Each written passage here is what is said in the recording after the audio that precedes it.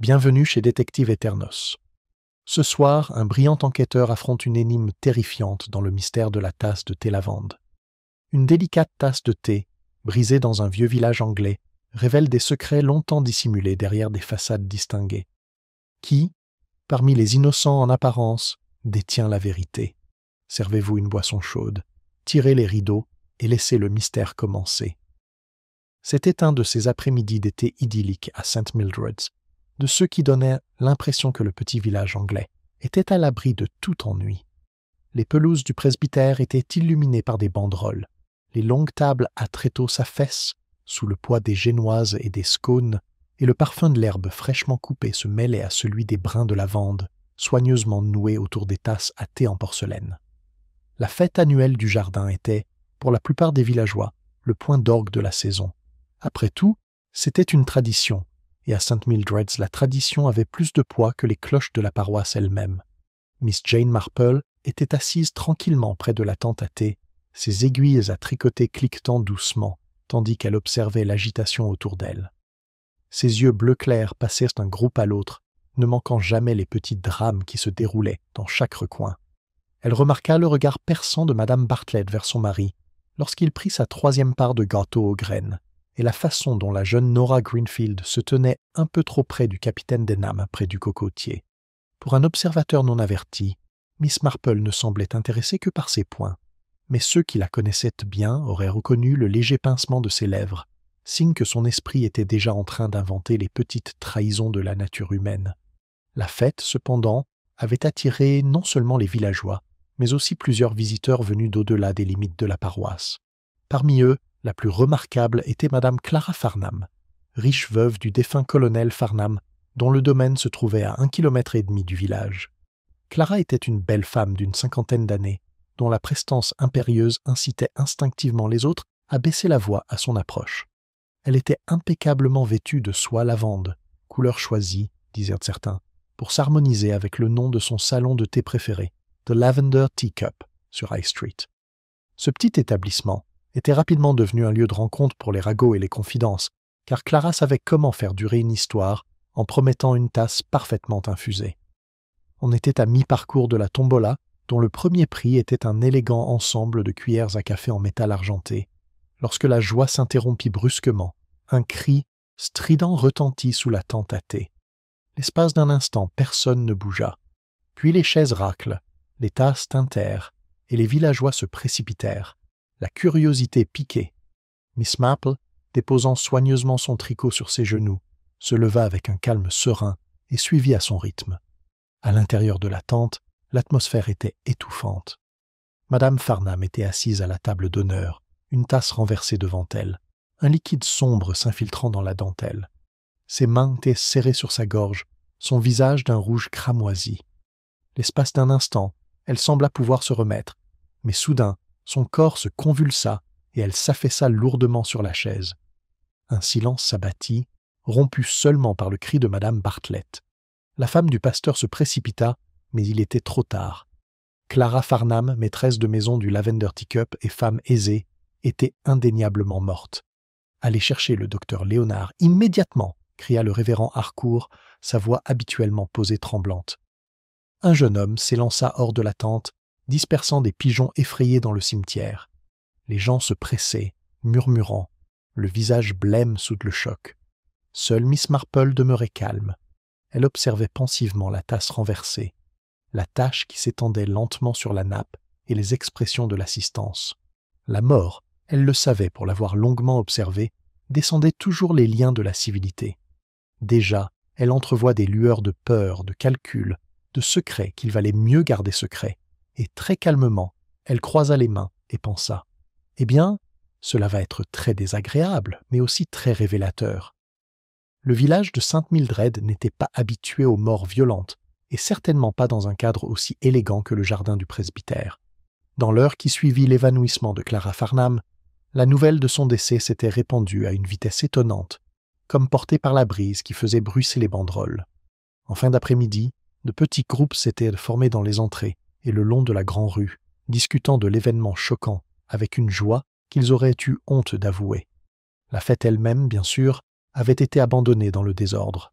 Les gâteaux restaient intacts, les billets de tombola flottèrent sur la pelouse, et la fanfare rangeait ses instruments dans un silence stupéfait. Au bureau de poste, Madame Bartlett, visiblement encore sous le choc, racontait déjà la scène à Mademoiselle Long, la receveuse. « Elle s'est étranglée, je vous le dis, » insista Madame Bartlett en serrant un mouchoir de dentelle contre sa poitrine. Un instant, elle riait d'une remarque de M. Denham, et l'instant d'après, oh, c'était affreux. Elle se tenait la gorge comme une femme qui se noie. Mademoiselle Long, fière de son calme, haussa un sourcil sceptique. « Et vous pensez que c'était juste un étouffement, Madame Bartlett ? On dit qu'il y avait quelque chose de bizarre dans son thé. » Madame Bartlett se pencha, baissant la voix, bien que toute la boutique l'écoute.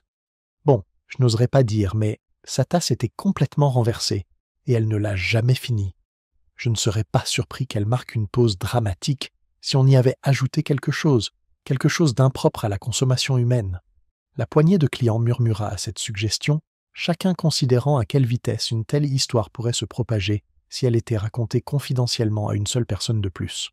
Pendant ce temps, au cottage de Greenfield, la jeune Nora se confie à sa sœur aînée Ruth.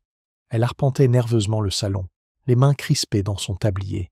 « Je n'y peux rien, Ruth. Je me sens terriblement coupable.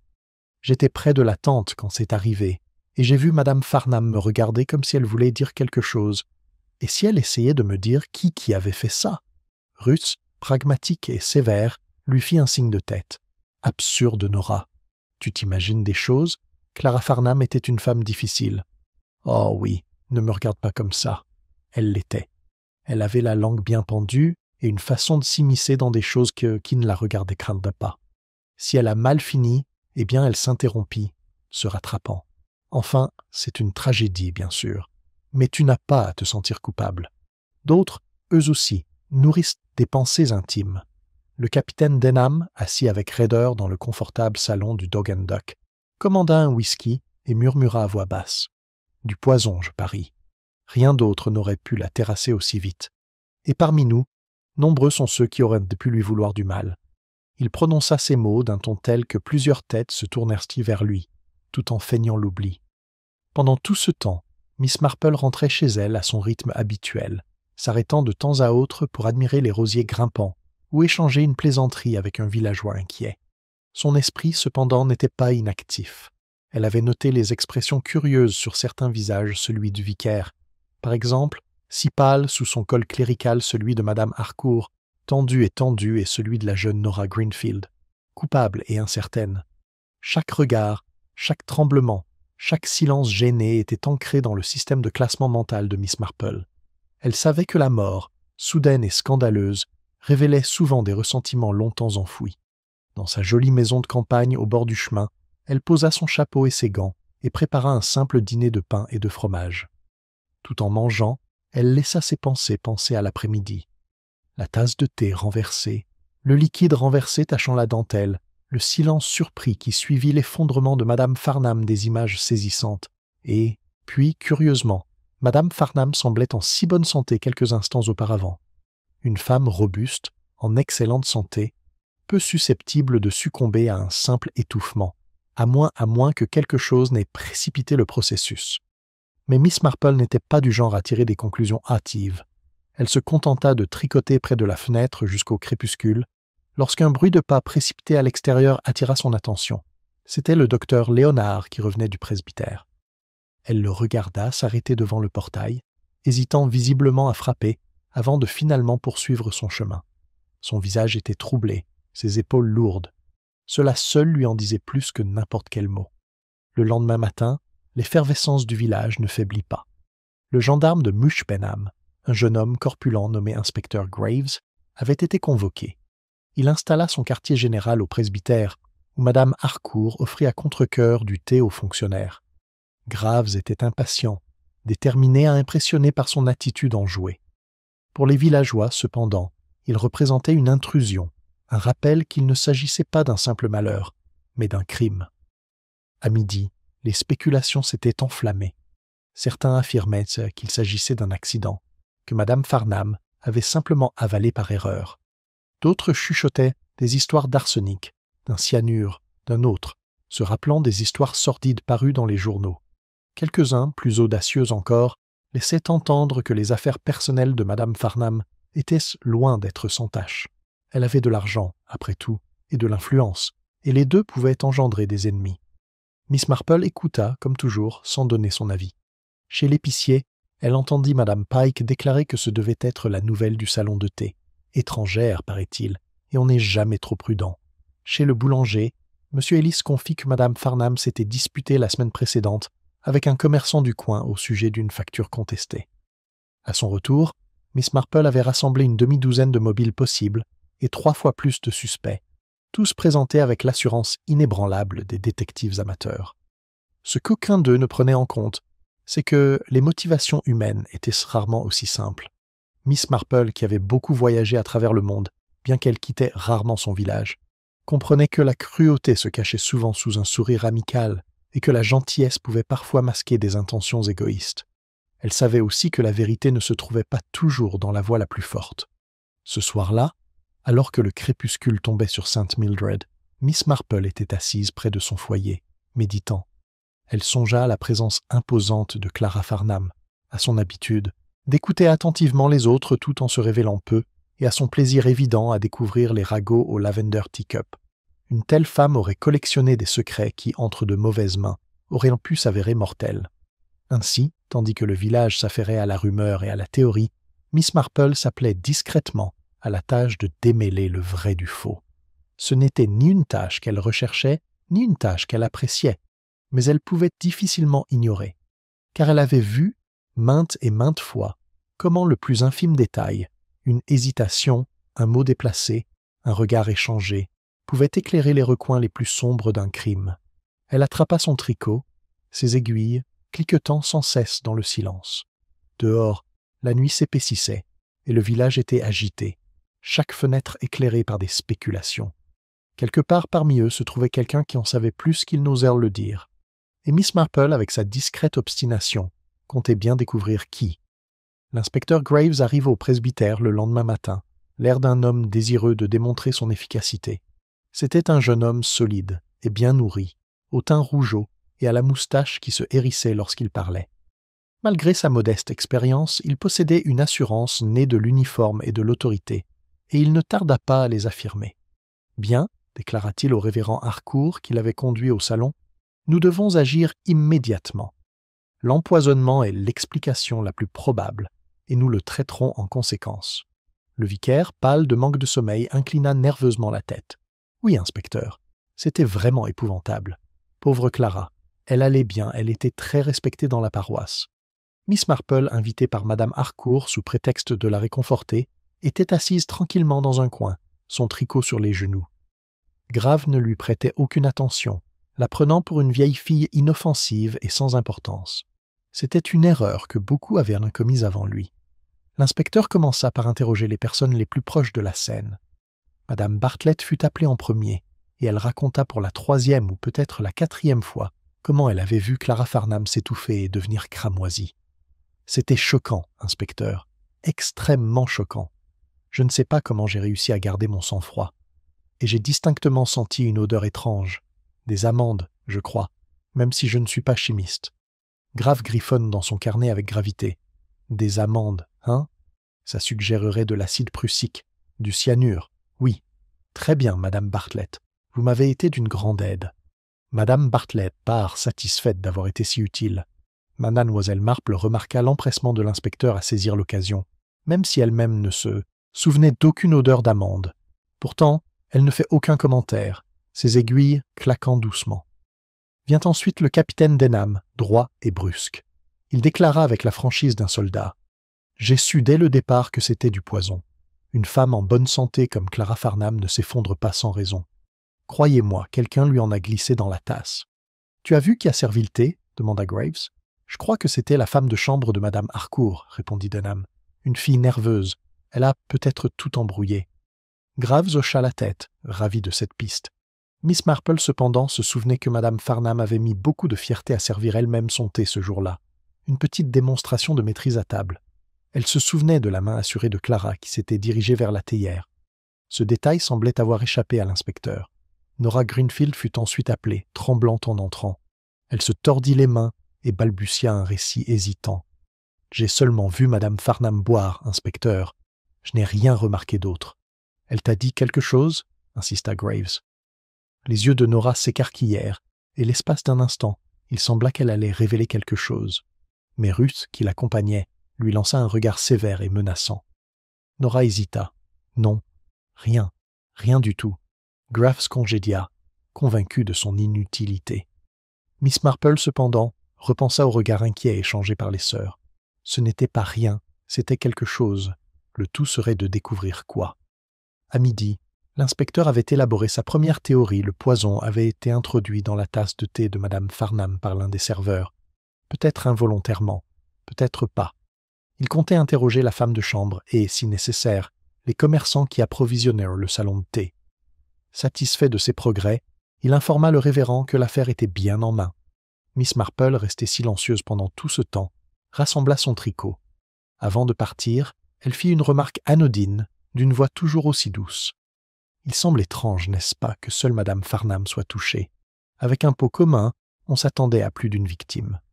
Graves fronça les sourcils, comme si elle avait dit n'importe quoi. Une contamination accidentelle n'affectera pas forcément toutes les tasses, dit-il sèchement.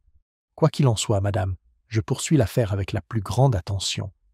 Miss Marple inclina poliment la tête et ne fit aucune autre observation. Elle avait pourtant semé une graine, qu'il le veuille ou non. Cet après-midi-là, Miss Marple s'engagea dans la rue principale. Le magasin de la tasse à thé lavande était fermé, un ruban noir noué à sa porte en signe de deuil. Les villageois passèrent devant lui en se regardant de travers, chuchotant entre eux. À l'intérieur de l'épicerie, Miss Marple trouva Madame Pike qui tenait à nouveau la cour. Croyez-moi, c'était cette étrangère que Clara avait embauchée au salon de thé. Accent étrange, regard fuyant. À mon avis, elle n'avait rien à faire dans un village respectable. D'autres acquiescèrent, ravis d'un coupable aussi facile à croire. Miss Marple acheta son sucre et sa farine, écoutant sans commentaire. Elle savait trop bien avec quelle rapidité les soupçons se portaient sur les étrangers. Pourtant, l'empressement de Madame Pike à désigner le coupable lui parut brutal, voire défensif. Elle se demanda ce que Madame Pike elle-même pouvait bien vouloir cacher.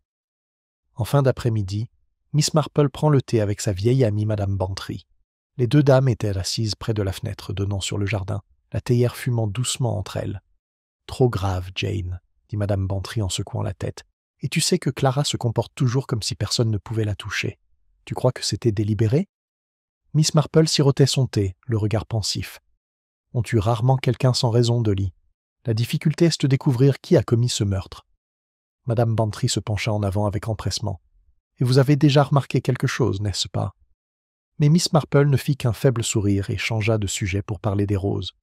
Le soir, l'inspecteur Graves avait fait son premier rapport officiel. Il informa les villageois rassemblés devant le presbytère qu'une enquête était en cours et que personne ne devait quitter Saint Mildred jusqu'à nouvel ordre. Cette annonce fit grand bruit, les agriculteurs s'inquiétèrent des marchés, les commerçants des livraisons et Nora Greenfield, qui avait manqué ses cours de musique. Miss Marple rentre chez elle au crépuscule, les pensées affairées. Elle rejoint la scène dans la tente à thé, notant des détails que d'autres avaient ignorés. La façon dont les doigts de Clara s'étaient resserrés sur la tasse, le regard fugace mais distinct échangé entre Ruth Greenfield et sa sœur, le retrait silencieux de Madame Harcourt, pâle comme un parchemin, après le constat du décès par le médecin. Elle réfléchit également au caractère de Clara Farnham. Femme aisée et influente, elle avait fouillé dans les affaires de sa famille, recueilli des confidences et manié les ragots avec précision. Une telle personne pouvait détenir de nombreux secrets. Et les secrets, Miss Marple le savait, étaient dangereux. Avant de prendre sa retraite, elle a écrit quelques notes dans son carnet de notes. Tasse à thé renversée. Seule Clara est concernée. Ruth retient Nora. La pâleur de Madame Harcourt. Madame Pike est trop prompte à blâmer. Elle posa le livre avec son tricot et souffla la lampe. Quelque part dans le paisible village, quelqu'un avait agi avec des intentions meurtrières. L'inspecteur se contenterait peut-être de sa simple théorie, mais l'instinct de Miss Marple lui disait que la vérité se cachait ailleurs, attendant d'être découverte. Et avec cette certitude calme, elle alla se coucher, prête à observer et à écouter un peu plus attentivement dans les jours à venir.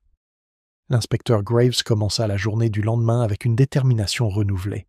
Avec l'assurance de sa jeunesse et de son uniforme, il avait conclu que l'affaire était presque réglée. Un empoisonnement au thé, une servante et une riche veuve réputée pour être difficile, la réponse était sûrement à portée de main. Il ne lui manquait plus qu'une confession, ou du moins un lapsus. La servante, Lucy Carter, fut convoquée au salon du presbytère où Graves avait établi son quartier général provisoire. Lucy était une jeune fille mince et nerveuse de 19 ans, aux cheveux pâles qui s'échappèrent de sa casquette et dont le regard allait et venait d'un visage à l'autre avec inquiétude. Madame Harcourt était assise à proximité, les lèvres pincées, tandis que le révérend rôdait près de la porte.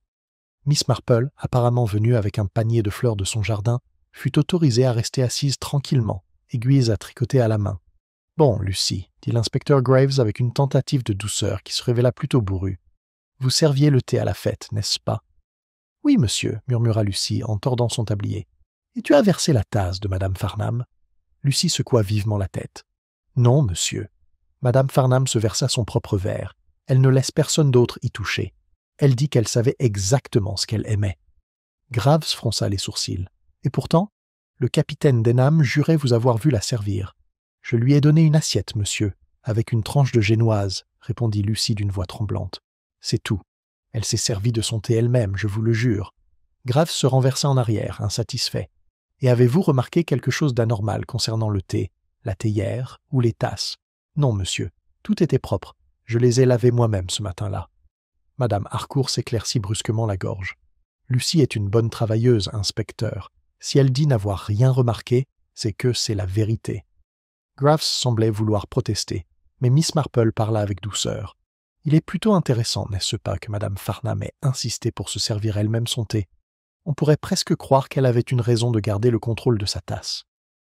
L'inspecteur a balayé cette affirmation d'un revers de main. Probablement une habitude. Quoi qu'il en soit, le fait demeure que Madame Farnham a bu dans ce pot et qu'elle seule a été affectée. Cela suggère un acte délibéré, quelqu'un la ciblant spécifiquement. Lucy est libérée, au bord des larmes, et Graves griffonne une note triomphante dans son carnet. Miss Marple regarda la jeune fille partir, le dos tremblant de sanglots réprimés. Non coupable, pensa Miss Marple à voix basse, mais elle ne contredit pas l'inspecteur. Plus tard dans l'après-midi, Graves reporta son attention sur le capitaine Denham. Il retrouva l'officier retraité dans le confortable bar du Dog and Duck, où le capitaine s'était une fois de plus fortifié au whisky. « Capitaine Denham, » dit Graves d'un ton sec, « plusieurs témoins rapportent que vous étiez près de la tente à thé, lorsque Madame Farnham s'est effondrée. Avez-vous vu quelqu'un toucher à sa tasse ?» Denham serra les dents. « Non, je vous l'ai déjà dit, je n'ai rien vu de tel. Mais je sais reconnaître un cas d'empoisonnement, inspecteur. J'ai servi en Inde. On administrait souvent de la strychnine à des hommes. C'est rapide, violent, pas comme ça. Là, c'était plus subtil. » La moustache de Graves se hérissa. « Vous prétendez donc être expert, n'est-ce pas ?» Denham eut un petit rire amer. Ce n'était que l'expertise d'un homme qui avait vu la mort sous de trop nombreuses formes. Et laissez-moi vous dire que Madame Farnham s'était fait des ennemis. Elle n'était pas aussi aimée qu'on le prétend aujourd'hui. « Et vous, capitaine ?» demanda Graves d'un ton appuyé. « Étiez-vous en bons termes avec elle ?» Denham fronça les sourcils dans son verre. Elle se mêlait de ce qui ne la regardait pas. Elle essayait de s'immiscer dans des affaires qui ne la concernaient pas. Mais je ne lui en veux pas. Ne me suggère pas le contraire. Ce n'était pas le démenti retentissant espéré par l'inspecteur. Il quitta la pub avec un mot indiquant que le capitaine nourrissait de la rancœur envers le défunt. Les villageois qui avaient entendu l'échange chuchotèrent déjà lorsque Graves atteignit la rue. Pendant ce temps, les ragots se multipliaient. Chez l'épicier, Madame Pike prétendait de sources sûres que Denham et Clara s'étaient disputés à propos d'argent. Chez le boulanger, Madame Bartlett confiait à voix basse que la veuve avait laissé entendre des choses choquantes au sujet des Fias Greenfield. Et à la poste, Mademoiselle Long déclarait solennellement avoir toujours soupçonné une irrégularité dans les comptes de Madame Farnham. Miss Marple, se déplaçant discrètement parmi eux, écoutait et retenait chaque mot. Elle savait que les ragots étaient rarement précis dans les détails, mais contenaient souvent un fond de vérité. Elle était particulièrement frappée par l'attitude nerveuse de Nora Greenfield chaque fois que son nom était mentionné. Ce soir-là, elle invita la jeune Nora dans son cottage sous prétexte d'avoir besoin d'aide pour un panier de pommes. Autour du thé, Miss Marple parla de petites choses, ordinaires les roses, la répétition de la chorale, le temps. Ce n'est que lorsque les joues de Nora eurent repris un peu de couleur qu'elle glissa une douce observation. « Vous étiez très près de Madame Farnham quand elle est morte, ma chère. Cela a dû vous effrayer. » Les yeux de Nora se remplissent de larmes. « C'était affreux, Miss Marple. » Et elle me regarda. « Oh, je sais que vous allez me trouver ridicule, mais j'ai cru qu'elle voulait dire quelque chose. » Elle ouvrit la bouche, puis Nora s'interrompit, tremblante. Miss Marple lui tapota gentiment la main. « Ce n'est pas idiot du tout. On essaie souvent de parler dans ces derniers instants. Il ne faut pas se tourmenter avec ce qui aurait pu être dit. Pourtant, il est bon de s'en souvenir. » Nora hésita, puis chuchota. « Ruth m'a dit de ne pas en parler. Elle a dit que c'était mon imagination. Mais je suis certaine, Miss Marple, Mrs. Farnham, que je voulais me dire quelque chose. » L'expression de Miss Marple était sereine, même si son esprit s'emballe. De tels moments révélaient souvent le cœur du problème. Elle gardait soigneusement cette pensée de côté. Dès le 3e jour, l'inspecteur Graves était prêt à nommer son premier suspect. Il convoqua plusieurs villageois au presbytère et prononça sa déclaration avec une force théâtrale. Les preuves pointent clairement vers le capitaine Denham. Il avait les moyens, l'opportunité, et nourrissait de la rancœur envers le défunt. J'ai l'intention de poursuivre l'affaire avec la plus grande rigueur. Il y eut des exclamations de surprise parmi l'assemblée. Denham devint rouge comme un cramoisi et se leva d'un bond. « C'est scandaleux. Je ne serai pas accusé comme un vulgaire criminel. »« Asseyez-vous, monsieur, » ordonna Graves d'un ton sévère. « En attendant les conclusions de l'enquête, vous resterez à St. Mildred. » Le capitaine sortit en claquant la porte, murmurant des jurons. Les villageois échangèrent des regards stupéfaits. Certains acquiescèrent, convaincus que l'inspecteur avait trouvé l'homme idéal. D'autres secouèrent la tête, refusant de croire un officier décoré capable d'un tel acte. Miss Marple reste silencieuse. Elle remarqua la façon dont Ruth Greenfield pinça les lèvres, comme pour retenir ses mots. Elle remarqua aussi le léger soulagement sur l'expression de Madame Pike, comme satisfaite que ses soupçons soient dirigés ailleurs. Plus tard, alors qu'elle rentrait chez elle sous le ciel du soir, Miss Marple réfléchit aux conclusions de l'inspecteur. Le capitaine Denham nourrissait certes du ressentiment, mais ce ressentiment seul ne suffisait pas à prouver la culpabilité.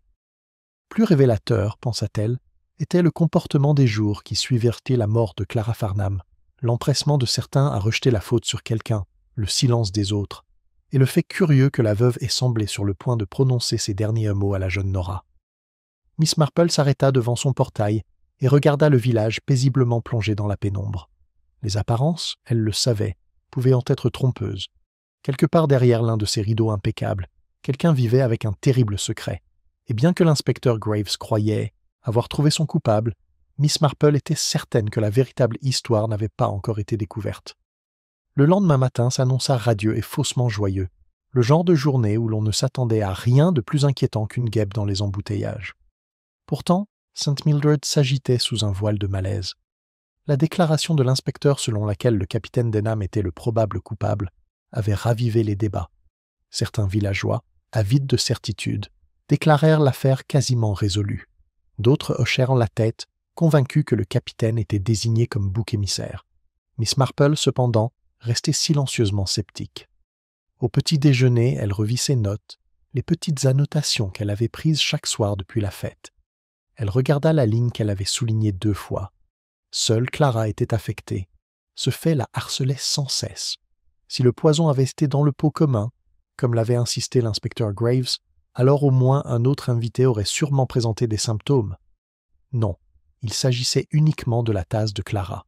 Et cela, aux yeux de Miss Marple, était révélateur. Elle enfila son chapeau et ses gants et descendit vers la grande rue, où les boutiques ouvrent et où les villageois flânaient impatients, attendant des bribes de nouvelles. La tasse de thé à la lavande restait fermée, ses fenêtres closes, mais des fleurs fraîches avaient été déposées à l'entrée. Un geste de respect ou de culpabilité, Miss Marple n'aurait pu le dire. Chez l'épicier, elle écouta Madame Pike répéter pour la 3e fois cette semaine sa certitude de la culpabilité du capitaine. Il avait ce regard, insista-t-elle. Des yeux durs, vous savez. Un homme d'une nature violente. Clara avait dû le contrarier. Miss Marple se contenta d'un hochement de tête poli, achetant une demi-livre de sucre. Mais en se retournant pour partir, elle remarqua un petit objet sur le comptoir, près de la balance un brin de lavande noué d'un fin ruban. Il avait visiblement été oublié, peut-être tombé d'un panier. Pour la plupart, cela n'aurait rien signifié. Pour Miss Marple, cela rappela vivement la table drapée de dentelle de la fête, où chaque coupe était ornée d'un brin similaire. Elle se souvenait maintenant que la tasse de Clara Farnham était la seule à être nouée d'un ruban plus foncé, couleur prune plutôt que lavande. Sur le moment, elle n'y avait guère prêté attention. pensant qu'il s'agissait d'un simple caprice. Mais le souvenir s'aiguise. Le ruban, ou la branche qui l'entourait, pouvait-il avoir été le vecteur du poison? Cela expliquerait pourquoi seule la tasse de Clara avait été fatale. L'idée était ténue, mais Miss Marple savait que de ténus fils portèrent souvent le poids de la vérité. Elle la rangea soigneusement et poursuivit son chemin sans rien dire. Cet après-midi-là, l'inspecteur Graves organisa une nouvelle série d'interrogatoires au presbytère. Le salon du révérend Harcourt était devenu un lieu de rumeurs murmurées et de regards inquiets. Graves, assis, son carnet ouvert, la moustache hérissée, appela Ruth Greenfield. Ruth entra calmement, le visage composé, bien que ses yeux se tournèrent vers sa jeune sœur qui attendait dehors. « Mademoiselle Greenfield, dit Graves, a suggéré que Madame Farnham était au courant des affaires de votre famille. Vous êtes-vous déjà disputé avec elle ?» Ruth sourit faiblement. « Madame Farnham aimait les ragots, inspecteur. Elle les collectionne comme d'autres collectionnent les figurines en porcelaine. Si elle laissait entendre qu'elle savait quelque chose sur moi ou ma sœur, c'était tout simplement sa façon de faire. Je n'y prêtais aucune attention. » Graves se pencha en avant. « Et pourtant, votre sœur raconte une histoire différente. Elle dit que Madame Farnham l'a regardée avant de mourir, comme pour lui parler. » Un muscle de la joue de Ruth se contracta. Nora est surexcitée. Elle imagine des choses. Je vous assure que Madame Farnham et moi n'avons eu aucune dispute. Grave la congédia, insatisfait. Miss Marple, assise tranquillement dans un coin, remarqua le contrôle méticuleux de Ruth. Pas un mot de plus que nécessaire, pas un mot de moins. C'était, aux yeux de Miss Marple, le comportement de quelqu'un qui a beaucoup à perdre. Plus tard, en rentrant chez elle, Miss Marple s'arrêta à la grille du presbytère et regarda le jardin, encore jonché des traces de la fête. Un billet de banque flottait contre la haie, et près de la tente à thé gisait un morceau de ruban, sombre et effiloché. Elle se pencha et le ramassa, le tenant délicatement. Il était couleur prune, identique au ruban qu'elle avait vu noué autour d'une tasse de thé de Clara Farnham. Elle le rapporta chez elle et le déposa sur la petite table près de sa chaise. Elle l'observa longuement, son tricot posé sur ses genoux. Si du poison avait été dissimulé dans le ruban ou le brin de lavande, il aurait fallu de la planification et de la précision. La personne devait savoir que Clara se servirait elle-même de son thé et utiliserait la tasse décorée qui lui était réservée. Cela suggérait une connaissance intime de ses habitudes. Miss Marple pensa à la servante, Lucy, trop effrayée pour parler plus bas qu'un murmure. Il était peu probable qu'elle fût aussi rusée. Le capitaine Denham, brusque et colérique, manquait de patience pour les méthodes subtiles. Non, cela désignait quelqu'un de plus calme, de plus calculateur. Sa rêverie fut interrompue par un coup frappé à la porte. C'était la jeune Nora Greenfield, pâle et inquiète. « Mademoiselle Marple, je ne devrais pas être ici, mais je ne peux pas me retenir. Ruth dit que je ne dois pas parler, mais j'ai tellement peur. » Miss Marple la tira doucement à l'intérieur. « Allez, ma chère, assieds-toi et dis-moi ce qui te trouble. » Nora se tord les mains. Il s'agit de Madame Farnham. Une semaine avant la fête, elle et ses venues au cottage. Elle m'a confié qu'elle connaissait un secret sur Ruth. Elle a dit qu'elle le révélerait si Ruth n'obéissait pas à ses ordres. Elle a ri en disant cela. J'étais si effrayée, Miss Marple, et quand Ruth l'a appris, elle était furieuse. Elle m'a dit de ne jamais rien dire. L'expression de Miss Marple ne changea pas, même si son esprit s'éveilla. Le chantage, ou du moins la menace d'un chantage, c'était un motif puissant. « Merci Nora, dit-elle gentiment. C'était courageux de ta part de parler. Mieux vaut n'en parler à personne pour l'instant. Il ne faut pas contrarier Ruth davantage. » Nora hocha la tête, visiblement soulagée, et s'éclipsa. Ce soir-là, Miss Marple était assise près de son feu et méditait sur tout ce qu'elle avait appris. Un brin de lavande, un ruban plus foncé, un dernier regard destiné à Nora et l'ombre du chantage. Chaque élément était petit en soi, mais ensemble, ils commençaient à former un motif. Elle a écrit à nouveau dans son carnet « Ruban prune, Jobal, tasse de Clara, uniquement. » Des brins de lavande attachés par qui? Clara a menacé Ruth avec un secret. Nora croit que le dernier regard était un message. Elle tapota ses lèvres avec son crayon. L'inspecteur Graves, avec ses accusations audacieuses et ses conclusions bien ficelées, s'approchait du capitaine Denham. Mais Miss Marple, guidée par les petits détails négligés, sentait que la vérité était ailleurs. Il n'était cependant pas encore temps de parler. La patience était essentielle en pareille matière. Les coupables se trahissaient souvent non pas par des preuves, mais par leur comportement sous la pression. Miss Marple attendrait et observerait. Ainsi, tandis que le village de St. Mildred bourdonnait des théories de l'inspecteur, Miss Marple seule s'intéressa aux petits détails, un ruban, une brindille, la confession d'une jeune fille effrayée. Car dans ces détails, elle le savait, résidait la clé du mystère de la tasse de lavande. Le lendemain, le village de St. Mildred vibrait de tension. L'inspecteur Graves, certain de son chemin, avait convoqué le capitaine Denham pour un nouvel interrogatoire. Le Dog and Duck était en pleine effervescence, et plusieurs villageois s'attardaient près des portes du presbytère, avides de nouvelles. Mais sous le bavardage public coulait un malaise intérieur. Pour chaque accusation murmurée, quelqu'un craignait que la mort de Clara Farnham ne réveille des vérités dérangeantes. Des secrets longtemps enfouis avaient tendance à ressurgir lorsque la mort s'abattait à l'improviste. Miss Marple, dans son modeste cottage, préparait un plateau de thé et de muffins pour Nora Greenfield, qui lui rendait visite quotidiennement sous prétexte de l'aider à faire ses courses. Nora arriva pâle et inquiète, comme toujours, le regard rivé nerveusement vers le chemin, comme si elle craignait d'être vue. « Ma sœur m'en veut, Miss Marple, » avoua Nora en s'asseyant à table. « Elle dit que je parle trop. Mais je ne peux pas m'en empêcher. Je rêve de Madame Farnham toutes les nuits. Je la vois me regarder, les lèvres qui bougent. Je sais qu'elle voulait dire quelque chose. » Miss Marple sert le thé calmement. « Les secrets pèsent lourd sur l'esprit, ma chère. Peut-être votre sœur souhaite-t-elle vous épargner ce fardeau. » Nora se mordit la lèvre. Peut-être. Mais je crois que c'était de Ruth elle-même que Madame Farnham voulait parler. Elle savait quelque chose sur Ruth. Et Ruth avait terriblement peur que ça se sache. Miss Marple hocha doucement la tête, mais ne posa pas d'autres questions. Elle avait appris que les jeunes en disent plus lorsqu'on les laisse parler librement, à leur rythme. À la même heure, l'inspecteur Graves faisait pression sur Denham. « Vous admettez vous être disputé avec Madame Farnham ?» demanda-t-il. « Je ne nie pas qu'elle l'ait provoqué, » rétorqua Denham avec véhémence. Elle avait une façon de s'immiscer, de fouiner dans des affaires qui ne la regardaient pas. Mais le poison, c'est l'arme des lâches. Je ne m'abaisserai jamais à cela. D'autres pourraient se dire que c'est exactement la méthode idéale pour un homme qui veut se débarrasser d'une femme gênante sans risquer une bagarre. Le visage de Denham devient rouge. Je n'écouterai pas cette insulte. J'ai affronté des hommes au combat. Je n'ai pas besoin de me cacher derrière des tasses de thé. Graves remarqua l'explosion avec satisfaction, comme si elle confirmait ses soupçons. Ce qu'il oublia, c'était l'échange silencieux entre Ruth Greenfield et Madame Pike, toutes deux présentes comme témoins. Le regard de Ruth s'était assombri, ses lèvres pincées en un mince trait, tandis que la bouche de Madame Pike s'incurvait d'une légère satisfaction. Miss Marple, discrètement assise dans un coin, voyait tout. Plus tard dans l'après-midi, Miss Marple se promena dans le cimetière et rencontra le révérend Harcourt. Le pauvre homme était hagard, ses traits habituellement placides marqués par la tension. « Ah, mademoiselle Marple, dit-il d'un ton las, cette affaire déchire la paroisse. Des soupçons partout, des ragots à tous les coins de rue. Ma femme n'a presque pas dormi depuis la fête.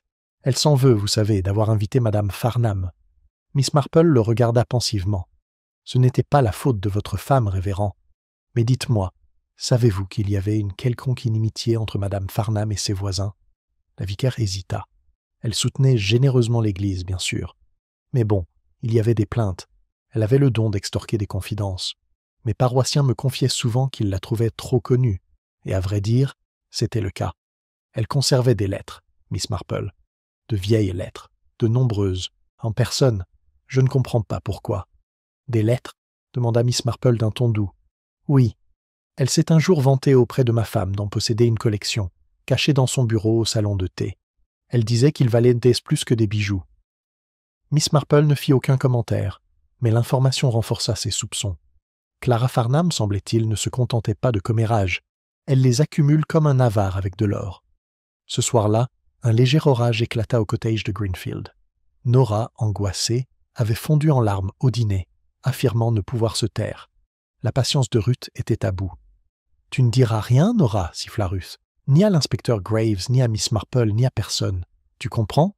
Si tu dis un mot, tu nous perdras toutes les deux. »« Je ne peux pas supporter ça, Ruth, » sanglota Nora. « Et s'ils accusent la mauvaise personne ?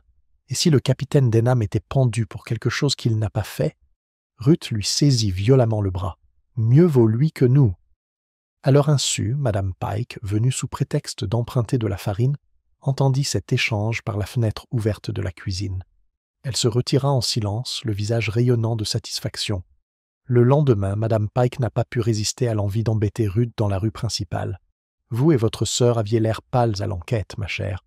On aurait dit que vous aviez quelque chose sur la conscience. » Les yeux de Ruth lancèrent des éclairs, et pour une fois, son sang-froid s'évanouit. « Occupez-vous de vos affaires, Madame Pike. Ma sœur et moi n'avons rien à nous reprocher. »« Oh, mais d'autres pourraient ne pas le penser, » murmura doucement Madame Pike. « Clara Farnham m'a laissé entendre la semaine dernière qu'elle savait quelque chose d'extraordinaire sur votre famille. Mais j'ose dire que vous le savez déjà. » Ruth se retourna brusquement et s'éloigna sans répondre, laissant Madame Pike triomphante. Miss Marple, qui était à portée de voix, remarqua la rencontre. Elle avait perçu la soudaine colère, la retenue fragile qui s'ensuivit. Ruth Greenfield n'était pas une femme en paix avec elle-même. Ce soir-là, Miss Marple reçut une visiteuse inattendue, Madame Harcourt, pâle et tremblante. « Je ne devrais pas être ici, Mademoiselle Marple, » commença-t-elle précipitamment. « Mais je ne peux me taire. Clara Farnham est venue me voir il y a 15 jours. Elle m'a dit qu'elle savait quelque chose sur mon mari, le révérend. Elle a fait allusion à des irrégularités financières. Oh, Jane, elle m'a terrifiée. Elle a dit qu'elle le dénoncerait si nous le signalions, si nous ne la soutenons pas dans certaines affaires paroissiales. » Miss Marple écoutait avec une sympathie calme. « Du chantage, alors. Vous n'êtes pas la seule sur qui elle a insisté, ma chère. » Madame Harcourt se couvre le visage de mains tremblantes. « Je devrais être soulagée qu'elle soit partie, mais au contraire, je me sens terriblement mal. Je ne supporte pas l'idée que quelqu'un parmi nous l'ait empoisonnée. » Miss Marple lui toucha doucement la main. « Ce n'est pas à toi de résoudre ce problème, ma chère, mais merci de me l'avoir dit. » Après le départ de Madame Harcourt, Mademoiselle Marple resta longtemps assise près du feu, reconstituant le puzzle grandissant. Clara Farnham s'était fait craindre non aimée. Elle avait infiltré des vies, accumulé des lettres, menacé des réputations. Maintenant, après sa mort soudaine, le village était en proie à de nombreux secrets. Un brin de lavande attaché avec un ruban prune, une fille effrayée réduite au silence par sa sœur, la collection de lettres d'un maître chanteur, chaque détail murmurait une vérité plus sombre qui n'avait pas encore été découverte. Miss Marple posa son tricot et regarda la ruelle tranquille. Elle savait pertinemment que les secrets restaient rarement enfouis. Ils avaient tendance à éclater au moment le plus inopportun, et à St. Mildred, la lumière commençait à peine à poindre. Pendant plusieurs jours, l'inspecteur Graves poursuit son enquête contre le capitaine Denham, certain de resserrer l'étau autour de son suspect. Les villageois, bien que empressés de discuter de chaque détail, commençaient à se faire à l'idée que l'affaire serait bientôt close. On parla de la fête à voix basse, et le jardin du presbytère, autrefois théâtre des réjouissances, resta silencieux, les banderoles enlevées, l'herbe retrouvant déjà son calme. Miss Marple, cependant, ne se laissait pas aller à la complaisance. Elle savait par expérience qu'une apparence de résolution précédait souvent de nouveaux troubles. Acculés, les gens avaient tendance à agir avec précipitation. Et lorsque des secrets sont menacés, ils optent parfois pour des mesures désespérées. Sa prémonition s'est avérée exacte. Par un matin gris de fin de semaine, le village fut secoué par la nouvelle alarmante. Le Lavender Teacup avait été cambriolé pendant la nuit. Le volet de la fenêtre arrière fut forcé, et à l'intérieur, Madame Long, la postière, passait tôt pour aller chercher une livraison, vit la porte d'entrée entr'ouverte. Elle alerta l'agent Turner qui accourut sur les lieux, mais découvrit le petit salon de thé en désordre. Des papiers jonchèrent le sol, des tiroirs étaient restés ouverts, et la serrure d'un petit secrétaire était réduite en miettes. Il s'est rapidement répandu à St. Mildred que le bureau avait été la fierté et la joie de Clara Farnham, l'endroit même où elle avait conservé sa collection de lettres. À midi, des groupes de villageois se sont rassemblés le long de la rue principale, bourdonnant de spéculations. « Pourquoi seraient-ils entrés par effraction » déclara Madame Pike d'une voix forte. « Si ce n'est pour s'emparer de ces lettres. Croyez-moi, quelqu'un était terrifié par leur contenu. Ou quelqu'un a voulu détruire des... preuves, murmura le capitaine Denham, la mâchoire crispée en passant. Ce n'est pas un hasard. Cela prouve qu'elle faisait chanter la moitié de la paroisse. L'inspecteur Graves, convoqué du presbytère, marchait avec une grande autorité, lançant des questions, même si son visage rougeau trahissait plus la confusion que le triomphe. « Nous découvrirons qui est derrière cet outrage, » promit-il. Pourtant, il était clair qu'il n'appréciait pas la complication. Sa théorie bien ficelée, avec Denham au centre, s'accordait mal avec l'intrusion d'un second crime. Miss Marple, qui s'était rendue sur les lieux, se tenait silencieusement près de la porte du salon de thé, observant le désordre d'un œil calme. Elle remarqua les papiers éparpillés, le bureau cassé et, curieusement, la caisse intacte. Il ne s'agissait donc pas d'un vol, mais de quelque chose de plus précis. Ce soir-là, Miss Marple reçoit la visite de Madame Long, qui ne peut résister à raconter sa découverte dans les moindres détails. « Je vous le dis, Miss Marple, ça m'a glacé le sang. Cette porte qui s'ouvrait brusquement, cette atmosphère d'intrusion, on aurait dit un roman policier. Et le bureau, oh, le bureau était bien la cible. Vous savez, Clara s'est vantée un jour d'avoir reçu des lettres de presque tout le monde à St. Mildred's. Imaginez les dégâts qu'ils pouvaient causer. » Miss Marple servit une tasse de thé à son visiteur. « Oui, en effet, les lettres peuvent être des armes redoutables. On les utilise souvent avec négligence, oubliant combien les mots peuvent facilement se retourner contre soi. » Madame Long se pencha en avant avec empressement. « Je ne serais pas surprise que les Fies Greenfield soient au cœur de cette affaire. Tout le monde sait que Ruth a quelque chose à cacher. Peut-être qu'elle, ou quelqu'un dans son nom, a détruit ses papiers avant que l'inspecteur ne les trouve. » Miss Marple ne fit qu'un léger sourire. « C'est possible, mais il ne faut pas tirer de conclusions hâtives. Le désespoir rend imprudent, mais la peur aussi. » Pendant ce temps, dans le cottage de Greenfield, Nora était presque hors d'elle-même d'agitation. « Ruth, murmura-t-elle, crois-tu qu'ils viendront ici? Et si quelqu'un te voyait près du salon de thé? »« Chut, Nora, dit Ruth sèchement, la voix tremblante malgré son sang-froid apparent. Je n'étais pas près d'ici, ne me le suggère même pas. Mais les lettres, Clara les avait. Et si elle les gardait? Ruth serra fort la main de sa sœur. Plus un mot. Tu m'entends? Il faut se taire, quoi qu'il arrive. Nora hocha la tête, mais des larmes coulèrent d'un sur ses joues. Sans qu'elle ne les voie, Madame Peake, qui avait fait une promenade nocturne devant leur portail, aperçut les visages tirés des filles à la fenêtre. Elle esquissa un sourire narquois. Une autre histoire à raconter. Chez les Harcourt, la femme du pasteur était tout aussi affligée. Et si Clara gardait ses lettres à notre sujet, murmura-t-elle à son mari, si elles tombaient entre de mauvaises mains, oh, imagine le scandale. Le révérend se frotta le front. Il faut faire confiance aux autorités, ma chère. Peut-être ont-elles été détruites lors du cambriolage. Peut-être sommes-nous en sécurité. Mais Miss Marple, lorsqu'elle apprit cela de Madame Harcourt elle-même, ne fut pas rassurée. Elle doutait que les lettres d'aient été détruites. Celui qui les avait volées les utiliserait, tôt ou tard. 2 jours plus tard, de nouveaux bouleversements survinrent. L'agent Turner, effectuant une recherche dans les champs proches du domaine de Farnham, découvrit une liasse de papier cachée sous une haie, enveloppée dans une toile cirée. La liasse fut rapidement identifiée comme appartenant au bureau de Clara Farnham. Mais de nombreuses lettres avaient disparu. L'inspecteur Graves a essayé de présenter la découverte comme un progrès, mais en privé, il a admis à Miss Marple qu'il avait commencé à considérer avec un respect prudent que la situation était diaboliquement compliquée. Miss Marple examina le paquet retrouvé avec un intérêt discret. Elle remarqua que les lettres qui avaient survécu étaient sans grande importance des notes triviales sur des réunions paroissiales, des recettes et des cartes de remerciement. Les lettres compromettantes, soupçonna-t-elle, avaient été soigneusement retirées. Celui qui s'est introduit dans le salon de thé remarqua doucement, savait exactement quelles lettres il cherchait. Cela suggère un intérêt personnel plutôt qu'une destruction forcée. Graves fronça les sourcils. « Tu parles de quelqu'un du village. » Les aiguilles à tricoter de Miss Marple claquèrent doucement. « Je pense que c'est très probable, inspecteur, et quelqu'un qui craignait ce que Clara savait. » La nouvelle du cambriolage et de la disparition des lettres électrisa le village. Les murmures se transformèrent en accusations directes. Madame Pike déclara ouvertement que Ruth Greenfield était responsable. Monsieur Ellis, à la boulangerie, affirma qu'il s'agissait sans doute des Harcourt, cherchant désespérément à dissimuler le scandale. Le capitaine Denham, blessé dans son orgueil par des soupçons persistants, proclama haut et fort que le village tout entier était complice. L'atmosphère devient toxique. Les amitiés se tendirent, les voisins se regardèrent avec suspicion, et les portes, autrefois ouvertes, se refermèrent fermement sur les visiteurs. Miss Marple observait tout cela avec le calme et le détachement de quelqu'un qui avait déjà vu cela. Elle savait que dans une telle atmosphère, les coupables se trahissaient, souvent non par des preuves, mais par leur comportement. Tard un soir, alors qu'elle était assise tranquillement près de sa fenêtre, elle aperçut une silhouette qui avançait furtivement dans le chemin en direction du vieux moulin.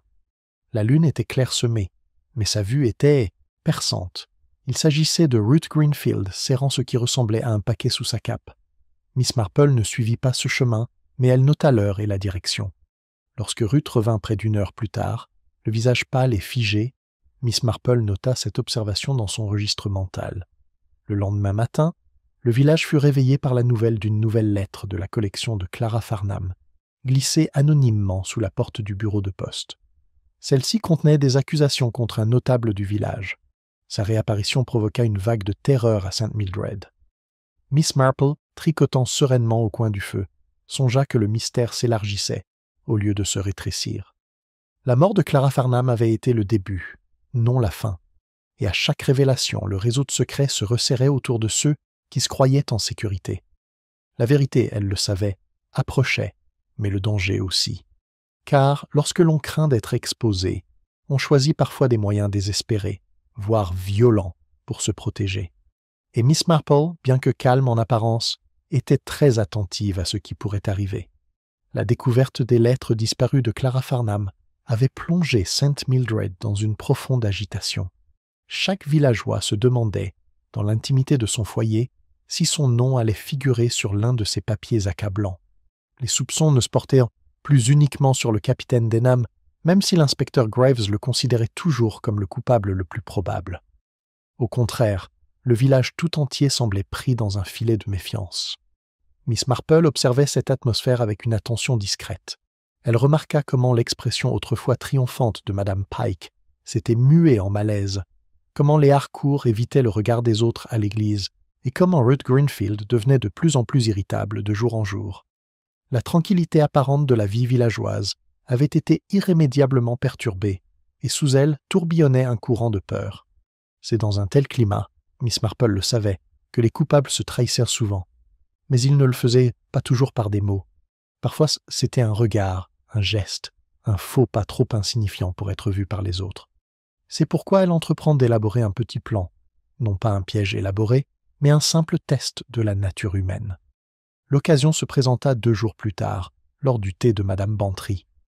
Il avait été organisé à la hâte, peut-être pour rétablir un semblant de normalité, mais en réalité, il offrait le cadre idéal pour de nouveaux commérages. Le salon était imprégné d'un parfum de rose, la table dressée de scones et les dames du village assises en cercle. Le capitaine Denham était présent lui aussi, raide et plein de ressentiment, venu sur l'insistance de Madame Bantry.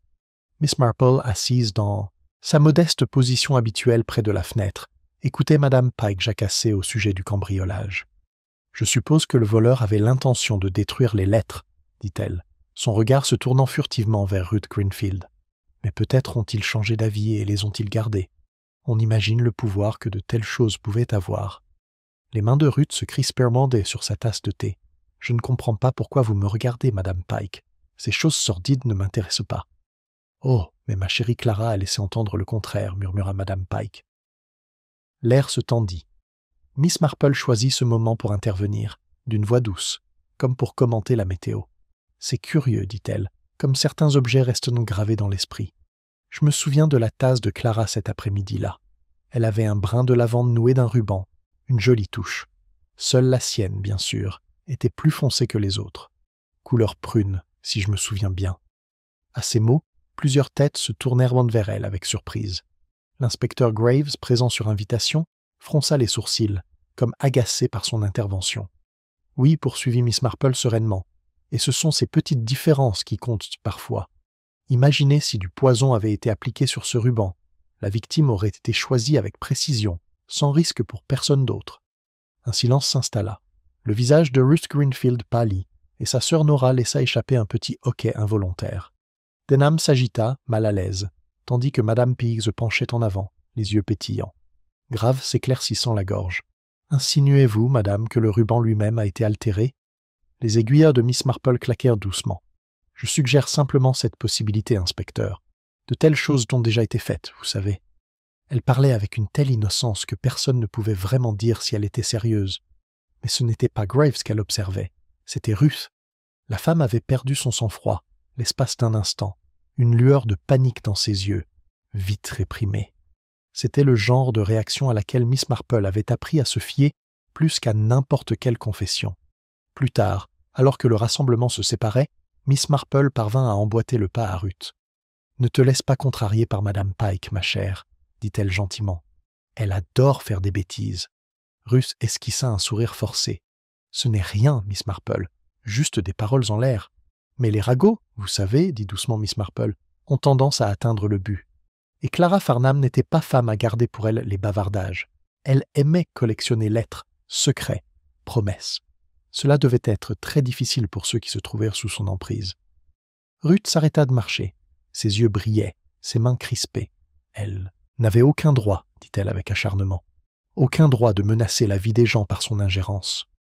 Miss Marple la regarda fixement. « Et pourtant, ma chère, elle le fait. Certains diraient même qu'elle méritait ce qui lui arrivait. » Ruth retint son souffle. « Tu crois que je... » Elle s'interrompit, puis força un rire. « C'est absurde, je dois y aller. » Sur ce, elle se retourna et se précipita dans l'allée. Miss Marple la regarda partir, le visage toujours aussi calme. Le test avait fonctionné. La réaction de Ruth avait confirmé ce que Miss Marple soupçonnait déjà. Elle était impliquée dans le crime. La nature exacte de sa culpabilité restait à déterminer, mais sa peur était sincère. Cette nuit-là, Miss Marple s'assit avec son carnet et écrivit une nouvelle ligne sous ses notes précédentes. Réaction à la théorie du ruban, Ruth sursauta. Nora nerveuse, presque trahie. Madame Pike est désireuse, peut-être trop désireuse, d'éveiller les soupçons. Elle tapota son crayon. Les lettres étaient toujours la clé. La collection de Clara contenait des connaissances dangereuses et quelqu'un avait tout risqué pour les récupérer. Mais qui d'autre, à part Ruth, aurait pu craindre d'être démasqué?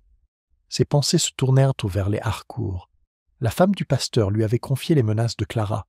Le pasteur lui-même semblait rongé par la culpabilité. Et les tremblements de Madame Harcourt à l'évocation du bureau n'avaient pas échappé à son attention. Miss Marple se renversa dans son fauteuil. Elle voyait les contours de la vérité se dessiner, telle une tapisserie émergeant de ses fils. Pourtant, elle n'était pas complète. Il manquait encore une pièce, une preuve supplémentaire. Le lendemain, elle renouvela son subtil test. Elle invita Madame Harcourt et Ruth Greenfield à prendre le thé dans son cottage, soi-disant pour discuter des compositions florales de la paroisse. Nora était là aussi, réservée et timide.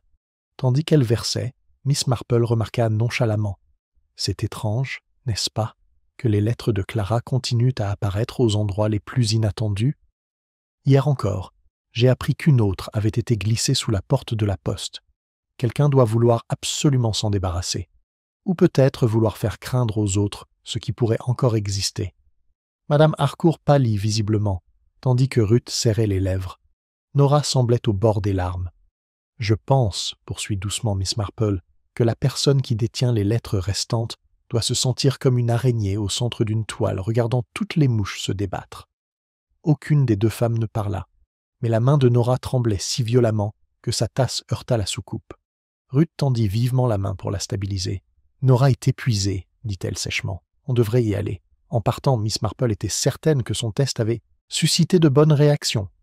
Ruth était craintive, Madame Harcourt coupable, et la fille de Nora Poor était accablée par un secret trop lourd pour sa nature douce.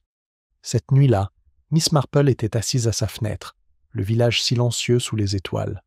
Elle savait qu'elle était proche. Les rubans, les lettres, les mouvements furtifs de la nuit, tout indiquait une main délibérée. Il ne restait plus qu'à relier fermement les fils afin que même l'inspecteur Graves ne puisse plus les ignorer. Pour l'instant, cependant, elle se contenta de tricoter. La partie était presque terminée, et les coupables allaient bientôt se révéler. Et Miss Marple, avec sa manière douce et modeste, serait prête. La tension à St. Mildred avait atteint son paroxysme. Le cambriolage au Lavender Teacup, les lettres disparues et les notes anonymes apparaissant sous les portes avaient plongé le village dans une terreur fulgurante. La suspicion fusait de maison en maison comme un moineau insatiable, sans jamais s'arrêter longtemps. L'inspecteur Graves, bien que s'accrochant obstinément au capitaine Denham comme coupable désigné, commençait à perdre confiance. Chaque nouvelle complication rendait sa théorie moins convaincante. Miss Marple, quant à elle, sentait qu'il était temps de rassembler les fils. Ses tests lui avaient suffisamment démontré la panique de Ruth Greenfield à l'évocation du ruban, les tremblements de Madame Harcourt à l'évocation des lettres, les accès de culpabilité de Nora. Pourtant, connaître la vérité en privé ne suffisait pas. Il fallait le dire à voix haute, en présence des personnes concernées, afin de forcer la main coupable à se manifester. Elle suggéra donc à l'inspecteur Graves, avec une grande douceur, qu'il serait judicieux de réunir les principaux protagonistes de l'affaire au presbytère. Tant d'histoires circulent, inspecteur, dit-elle d'un ton très doux, et la vérité, je le crains, risque d'être oubliée dans tout ce brouhaha. Il est parfois utile d'entendre les choses ouvertement, en compagnie. Grave, bien que réticent, ne put résister à l'opportunité de présider une réunion officielle. Ainsi, par un après-midi chaud, le salon du révérend devient à nouveau le théâtre d'un drame. Le groupe se rassembla avec un malaise évident. Le capitaine Denham était assis, raide, près de la cheminée, les bras croisés, fusillant du regard quiconque le regardait. Ruth et Nora Greenfield arrivent ensemble. Ruth posée mais pâle, Nora soumise et anxieuse. Les Harcourt entrèrent discrètement, les mains de Madame Harcourt palpitant d'une énergie nerveuse. Madame Peake, bien sûr, apparut sans y être invitée, prétextant un passage par hasard. L'inspecteur Graves prit la place centrale, la moustache hérissée d'importance, tandis que Mademoiselle Marple se glissait discrètement dans un coin, son panier à tricot à ses pieds. Grave commença par un discours sur l'importance de l'honnêteté et la nécessité de coopérer pleinement avec les autorités. Il parla longuement, mais ses paroles manquèrent visiblement de conviction. Enfin, la voix douce de Miss Marple rompit le silence. « Si vous me le permettez, inspecteur, dit-elle doucement, il serait peut-être utile de rappeler quelques détails du jour de la mort de Madame Farnham, des détails qui ont pu paraître insignifiants à première vue. » Grave fronça les sourcils, mais la curiosité, et peut-être la conscience de ses difficultés, le poussa à hocher la tête. « Très bien, madame. Continuez. » Miss Marple posa son tricot. « D'abord, il y a l'affaire des tasses à thé. Elles étaient toutes décorées de brins de lavande, mais seule celle de Madame Farnham avait un ruban d'une couleur plus foncée. Je crois qu'on y avait appliqué du poison. C'est une vieille astuce, on le manipule avec les lèvres et on l'absorbe rapidement. C'est pourquoi seule Madame Farnham était affectée. » Un murmure parcourt la pièce. Nora poussa un cri étranglé, tandis que la main de Ruth se tendait pour lui saisir le bras. Miss Marple poursuit calmement. Deuxièmement, l'affaire des lettres. Madame Farnham les collectionnait, les chérissait et les utilisait pour exercer son influence. Nombreux étaient ceux qui, dans cette salle, avaient des raisons de la craindre. Les Harcourt, par exemple, Madame Farnham menaçait de révéler certaines irrégularités financières. La femme du vicaire me l'a déjà confié. Madame Harcourt haleta, le visage rouge. Le révérend baissa la tête, muet de honte.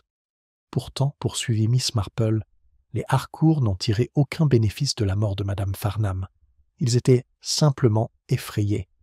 On pourrait en dire autant de ceux qui craignaient d'être démasqués, mais la peur seule n'est pas synonyme de culpabilité. Elle laisse ses paroles pénétrer son esprit avant de continuer. L'indice crucial venait de la jeune Nora.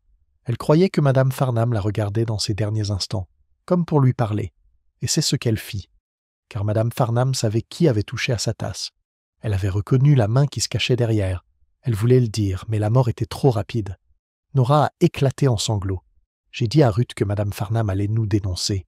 Je ne pouvais pas me retenir. « Silence, Nora !» siffla Ruth. Mais son sang-froid s'effrite. La voix de Miss Marple était toujours douce. « C'était toi, Ruth. Toi qui avais attaché ce ruban plus sombre à la tasse de Madame Farnham. Toi qui avais la motivation la plus forte, car Clara menaçait de révéler un secret que tu ne pouvais pas laisser révéler. » Le visage de Ruth se durcit. « Et quel secret, je vous prie, pouvait-il bien s'agir ?» Miss Marple la regarda fixement. Les lettres en disent long, mais l'une d'elles en particulier parlait de dettes contractées sous votre nom, dettes que Clara avait l'intention de révéler. Cela vous aurait ruiné. C'est pourquoi vous avez frappé le premier. Il y eut un hoquet collectif. Ruth se leva, les yeux flamboyants. C'était sa faute. Elle ne voulait pas nous laisser tranquilles. Elle prenait plaisir à tourmenter les autres avec son savoir. Je souhaitais seulement la faire taire une bonne fois pour toutes. L'inspecteur Graves se leva à demi, son visage exprimant un mélange de triomphe et d'inquiétude. « Puis vous admettez ?» Mais Ruth le coupa violemment. « Admettre ? Qu'ai-je besoin d'admettre ? C'était une femme cruelle et indiscrète qui méritait ce qui lui est arrivé. Vous le savez tous. Chacun de vous craignait ses lettres, ses murmures, ses menaces. Et pourtant, vous restez assis là à me juger. » Sa voix résonnait d'une fureur si amère que même Graves se tut. Miss Marple, cependant, resta calme. « Il est vrai, dit-elle doucement, que Madame Farnham s'était fait craindre. Mais il est également vrai que nul n'a le droit de jouer les juges et les bourreaux. Tu as choisi d'ôter la vie à quelqu'un, Ruth. C'est ce qui te distingue des autres. » Nora s'accrochait à sa sœur en pleurant. « Oh, Ruth, pourquoi ? On aurait pu le supporter. On aurait pu s'en sortir. Les épaules de Ruth s'affaissèrent, le combat l'abandonnant. Elle se laissa retomber sur sa chaise, le visage blême. Je pensais que ça finirait avec elle, mais non, ça ne finit jamais. L'inspecteur Graves a corrigé ses notes, luttant visiblement pour reprendre autorité. « Voilà qui est réglé. Mademoiselle Greenfield, vous m'accompagnez. » Mais Miss Marple leva la main. « Un instant, inspecteur. Soyons précis. Ruth a empoisonné Madame Farnham, certes, mais l'affaire des lettres demeure. Quelqu'un d'autre s'est introduit dans le salon de thé après sa mort. Quelqu'un d'autre a emporté ses lettres. » Tous les regards se tournèrent vers Madame Pike, qui blanchit visiblement. Les aiguilleuses à tricoter de Miss Marple claquèrent un seul clic tandis qu'elle parlait. « Vous, Madame Pike, n'avez pas pu résister à l'envie de profiter de la situation. Vous avez entendu plus que nécessaire et vous avez saisi les lettres, espérant en tirer profit. Mais vous n'avez pas eu le courage de les utiliser directement.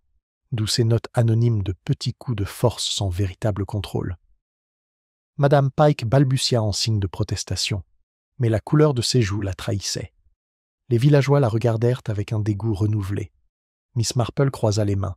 « Vous voyez donc, inspecteur, qu'il ne s'agissait pas d'un seul crime, mais de deux, le meurtre de Ruth, et le vol et l'ingérence de Madame Pike. Tous deux proviennent de la même peur profonde des secrets de Clara Farnham.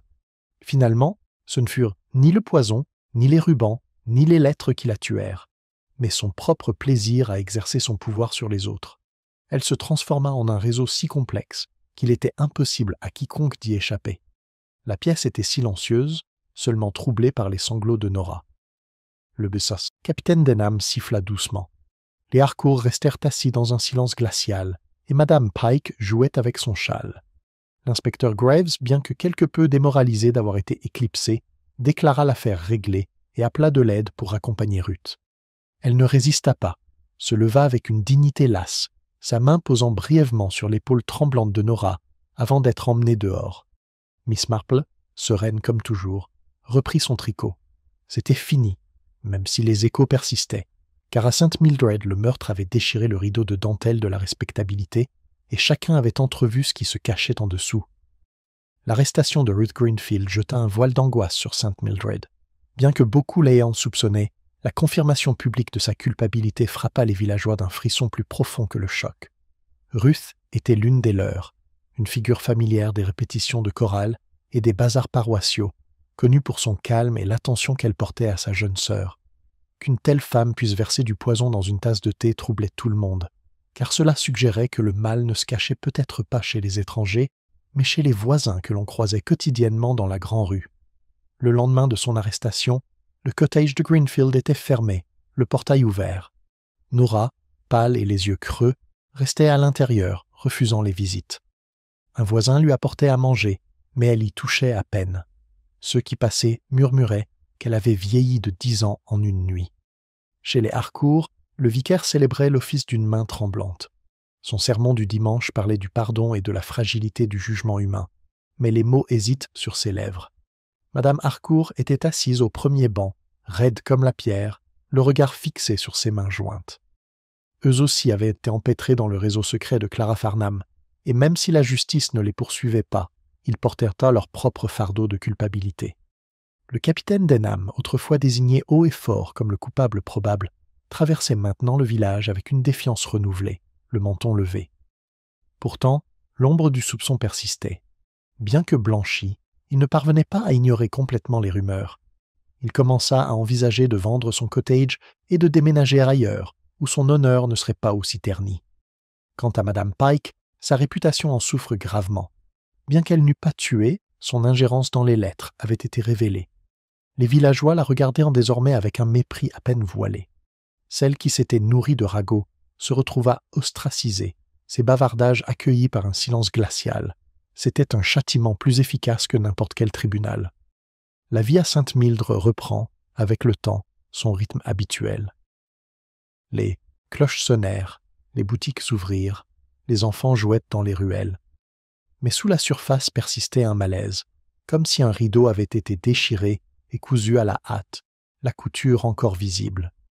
La tasse de thé à la lavande restait fermée, les fenêtres fermées. Certains disaient ce qu'il fallait la vendre, d'autres qu'il fallait la laisser telle qu'elle, un monument silencieux à Clara Farnham et à son dangereux passe-temps, collectionner les secrets. Miss Marple, quant à elle, vaquait à ses occupations comme avant. Elle soignait ses rosiers, prenait le thé avec Madame Bantry et tricotait tranquillement près de sa fenêtre. Pourtant, ceux qui la connaissaient bien voyaient qu'elle avait été pensive ces derniers temps, ses yeux bleus réfléchissants. Madame Bantry lui a posé la question un après-midi. « Jane, ma chère, je ne peux m'empêcher de me le demander. Crois-tu que ce sera un jour pareil ici? À Sainte-Mildre, je veux dire. Cette affaire a bouleversé tout le monde. » Miss Marple sourit faiblement.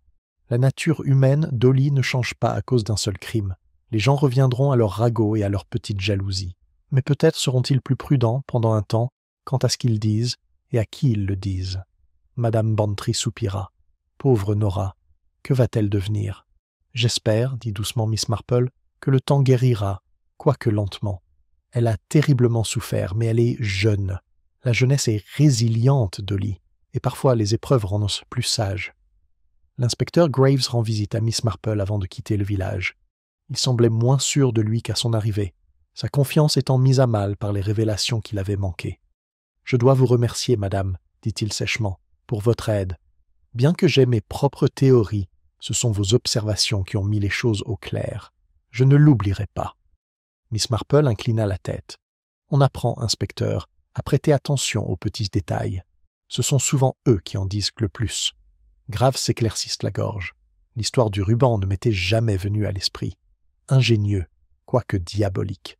« Pas ingénieux, inspecteur, corrigea doucement Miss Marple. Simplement désespéré. Le désespoir peut rendre les gens rusés, mais rarement sages. » Ruth Greenfield songea à faire taire Clara Farnham, mais en réalité, elle ne fit que s'assurer la dénonciation qu'elle redoutait. Graves hocha la tête, se calma et prit congé. Alors que l'été déclinait et que l'automne s'installait sur le village, Sainte Mildred retrouvait son air de tranquillité. Pourtant, pour ceux qui avaient vécu cette aventure, cette tranquillité était teintée de malaise. Clara Farnham avait été riche, autoritaire, indiscrète, mais elle avait aussi été un miroir, reflétant les faiblesses de ceux qui l'entouraient. En la réduisant au silence, Ruth n'avait fait que révéler la force de ses faiblesses. Par une fraîche soirée, Miss Marple était assise dans son salon, le crépuscule s'épaississant derrière les rideaux de dentelle. Elle reprit son tricot, mais le laissa bientôt retomber sur ses genoux. Ses pensées dérivèrent sur l'affaire, de la fête avec ses rires et ses banderoles, à la tasse de thé renversée, jusqu'à l'aveu final et amer. Elle réfléchissait, comme elle le faisait souvent, à la nature du crime. On imaginait les meurtriers comme des monstres, des étrangers, mais en réalité, c'étaient des hommes et des femmes ordinaires, mus par la peur, l'avidité, la jalousie ou le désespoir. Ruth Greenfield n'était pas mauvaise de nature, elle avait été acculée et avait fait le mauvais choix. Miss Marple soupira doucement.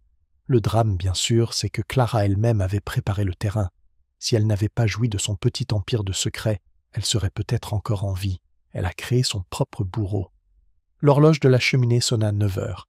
Miss Marple se leva, tira les rideaux et rangea soigneusement son tricot. La vie, elle le savait, continuerait. Il y aurait une autre fête l'année prochaine, une autre garden party, de nouveaux ragots. Et quelque part, dans un village semblable à celui de Sainte Mildred, un autre crime surviendrait, né des mêmes faiblesses de la nature humaine. Elle éteignit la lampe, laissant le cottage dans une douce obscurité. Dehors, le chemin était silencieux, l'air embaumé de roses tardives. Tout semblait à nouveau paisible, du moins en apparence. Miss Marple, toujours sereine, s'autorisa une dernière pensée avant de se retirer. « La nature humaine, dans toutes ses nuances, murmura-t-elle, est bien plus dangereuse que n'importe quel poison.